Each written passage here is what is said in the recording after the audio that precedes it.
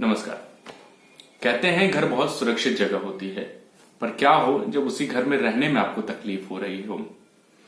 आज domestic violence के बारे में करेंगे बात, बने रहें मेरे साथ।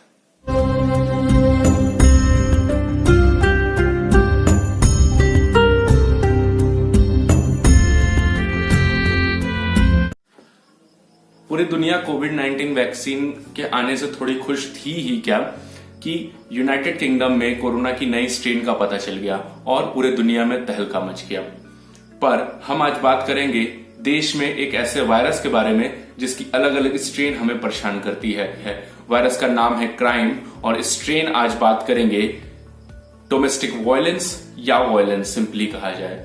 वीडियो में 5 पार्ट है और पांचों पार्ट में अलग अलग चीजों की जिक्र की गई है। पहला पार्ट जो कि आपको बैकग्राउंड बताएगा, दूसरा पार्ट आपको बताएगा कि अलग अलग बेसिस पे कैसे क्राइम डिवाइड हुए हैं, तीसरे पार्ट में कितने प्रकार या किस किस प्रकार के केसेस रजिस्टर हुए हैं, चौथा पार्ट आपको बताएगा कि 2020 यानी रिसेंट में क्या क्या देखने को मिला इन वायलेंस में, और अंतिम पार्ट आपको लॉ या लीगल चीजें बताएगा जो कि आप कर सकते हैं या आपको पता रहना चाहिए। तो पहले ओवरव्यू की बात कर लेते हैं। तो इस चीज को ऐसे समझिए कि जो प्रेवलेंस था, लाइफ टाइम प्रेवलेंस, वो 33.5% था 16 से 49 वर्षीय महिलाओं के बीच में। ये national family and health survey के द्वारा लाई गई रिपोर्ट है और 2012 की एनसीआरबी यानी नेशनल क्राइम रिकॉर्ड्स ब्यूरो की रिपोर्ट ये बताती है कि प्रति लाख में अलग अलग केसेस जो रजिस्टर हुए हैं वो कुछ इस प्रकार है। क्राइम 46, रेप 2 केसेस, होमिसाइड 0.7 और 5.9 पति के द्वारा क्रूरता की। दूसरे पार्ट की तरफ चढ़ेंगे और जिसमें पता चलता है कि क्राइम कितने प्रकार के या किस किस बेसिस पे मैंने अभी डिवाइड करे हैं। तो 2 बेसिस पे मैंने डिवाइड करे हैं। पहला बेसिस है जेंडर के बेसिस पर और दूसरा बेसिस है रिलीजन के बेसिस। तो पहले जेंडर पे बात कर लेते हैं। तो फीमेल में ये देखा गया है कि 16% महिलाओं ने यह कंप्लेन किया है कि उनके साथ किसी भी प्रकार का फिजिकल असॉल्ट या फिजिकल वायलेंस हुआ है। 25% का कहना है कि उनके साथ सेक्सुअल वायलेंस हुआ है या सेक्सुअल असॉल्ट हुआ है। 52% महिलाओं का यह कहना है कि उनके साथ साइकोलॉजिकल असॉल्ट या साइकोलॉजिकल वायलेंस हुआ है और 56% महिलाओं का कहना है कि उनके साथ किसी भी प्रकार का डोमेस्टिक वायलेंस हुआ है। अगर बात महिलाओं की कर रहे हैं तो पुरुषों की क्यों ना की जाए। 22% पुरुष कहते हैं कि उनके साथ फिजिकल वायलेंस हुआ है, 17% पुरुष कहते हैं कि उनके साथ सेक्सुअल वायलेंस हुआ है, वहीं 59% पुरुष कहते हैं कि उनके साथ साइकोलॉजिकल वायलेंस हुआ है और 59.5 कहते हैं कि उनके साथ किसी भी प्रकार का वायलेंस रजिस्टर करवाया गया है या रजिस्टर हुआ है या हुआ है। रिलीजन की तरफ थोड़ा मुड़ेंगे और 2005 और 6 की जो रिपोर्ट एनएफएचएस की कहती है वो ये कहती है कि सबसे कम डोमेस्टिक वायलेंस जो कि रिकॉर्ड किया वो ये था कि जैन धर्म में 12.6% था और सबसे ज्यादा बुद्धिज्म में रिकॉर्ड किया जो कि 40.9% था। टाइप्स की बात कर लेते हैं, फॉर्म्स की बात कर लेते हैं। 3 फॉर्म्स में मैंने इसको डिवाइड कर रखा है जो कि फैक्ट्स या डेटा मेरे पास अवेलेबल था। पहला फॉर्म बताता है वो है फिजिकल वायलेंस जो कि 16% से लेकर के 55% के बीच में कहीं स्टैंड करता है।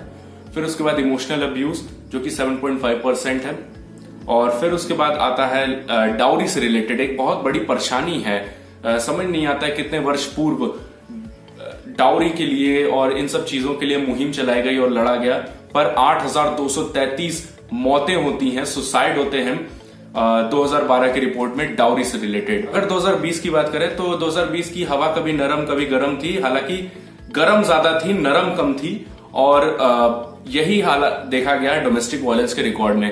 पिछले 10 साल में जितने केसेस रजिस्टर नहीं हुए वो इस साल मार्च से लेकर के मई के बीच में 68 दिनों के अंतराल में रजिस्टर किए गए थे और उन केसेस की संख्या 1433 थी, जिसमें से 86% ने हेल्प तक नहीं मांग पाई या हेल्प मांगने में लोग डर गए और 77% ने किसी को बताने की जहमत तक नहीं उठाई क्योंकि उन्हें डर था कि कहीं उनके परिवार की नाक न कट जाए या उन्हें परेशानी ना होने लगे।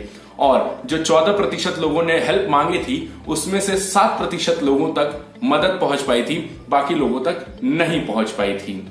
थोड़ा कानून की तरफ चलते हैं क्योंकि भारत एक लोकतांत्रिक देश है और सारी चीजें कानून पे चलती है। तो थोड़ा कानून का जिक्र करते हैं कि क्या क्या कानून या लीगल चीजें दी गई हैं हमारे कानून में।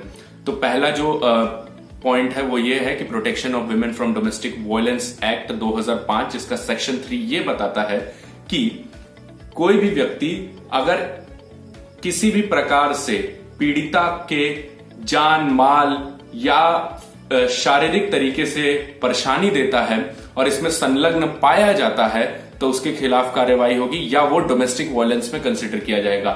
या किसी भी प्रकार से कोई भी व्यक्ति, घर का व्यक्ति दहेज प्रथा के नाम पे या किसी अमूल्य वस्तु के नाम पर परेशान करता है, हैरेस करता है, तो उसको भी डोमेस्टिक वायलेंस के अंदर कंसिडर किया जाएगा।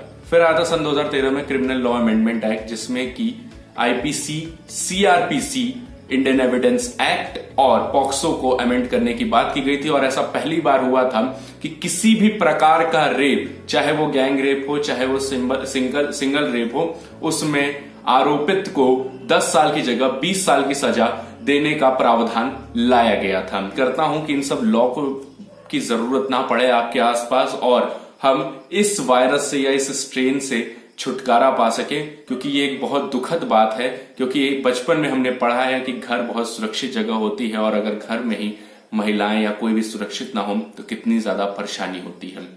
चलता हूं मैं, तब तक जय हिंद, वंदे मातरम।